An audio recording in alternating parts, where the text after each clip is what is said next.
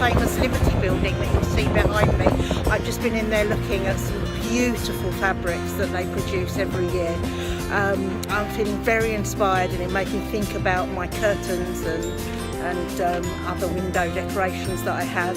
And it made me wonder how many of us have just kind of leave them hanging there and forget about them, and sometimes they look a little bit sad and could do with the wash. So I have a challenge for you. I'd like you this week to think about the curtains that you have in your home. Do they need washing? Do they need freshening up? Are some of them really kind of past their best and need to be repaired? Are you working on a project to make some new ones for yourself? Or whatever you're doing, just take a minute to think about those this week.